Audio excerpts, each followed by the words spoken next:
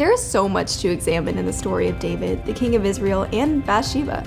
If you missed this past weekend's message in our series, The Flip Side, I would encourage you to go back and get caught up on Meck's YouTube or the Meck App. But when you dig into the story found in the second book of Samuel in the Bible, it's probably apparent that David had some serious tunnel vision. We don't see any signs of remorse or repentance even after David orchestrates the killing of Bathsheba's husband Uriah. David simply waits for Bathsheba to mourn her husband's death and then brings her to his palace to be his wife. But thankfully, as the story continues, we see Nathan enter the picture.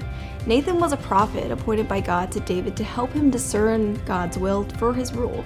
David listened to Nathan's counsel well, but in chapter 12, we see Nathan really let David have it.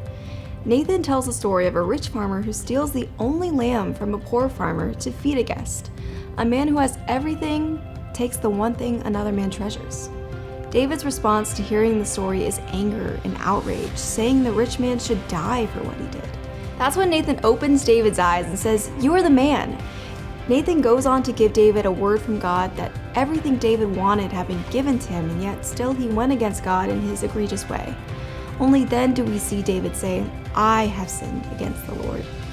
Do you have someone like this in your life? Someone who can tell you the blunt truth of your own actions? God put people like Nathan in the lives of many people who served his kingdom.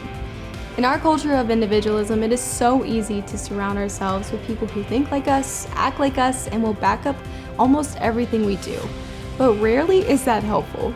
We need people around us who can challenge us, hold a mirror up to our lives and say, "Is this really what you were going for?"